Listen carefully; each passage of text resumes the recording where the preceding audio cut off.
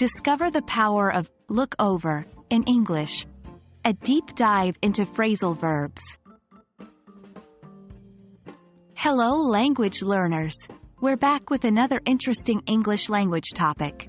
Today, we're going to explore the fascinating world of phrasal verbs, focusing on a common one that you might have heard or read many times. Look over. To make sure everyone is on the same page, let's first define what a phrasal verb is. A phrasal verb is a verb that's combined with an adverb or a preposition, creating a new meaning different from the original verb. In our case, we're examining the verb look, combined with the preposition over. Now let's dive into the phrasal verb look over. This phrase can be used in various contexts with a variety of meanings. Mostly, it's used to mean to examine or to inspect something closely, like a document, a report, or even an interesting object. It can also suggest a sense of reviewing or checking something. For example, you might say, "Could you look over my essay before I submit it?" Here, you're asking someone to review your essay to make sure there are no mistakes or issues.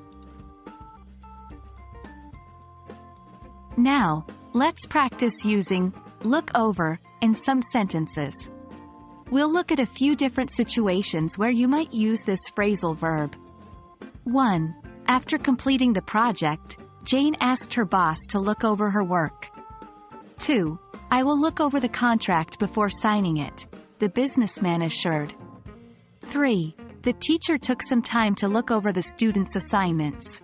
Remember, the more you practice using look over, the more natural it will feel. One common mistake learners often make with phrasal verbs is misplacing the object in the sentence. With look over, the object can go in the middle or at the end of the phrase. Correct.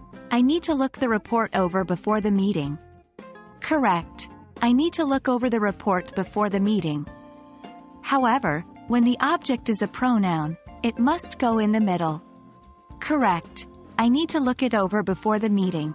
Incorrect. I need to look over it before the meeting.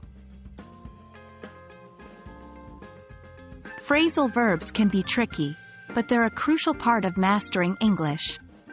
I hope this deep dive into the phrasal verb look over has been insightful and helpful.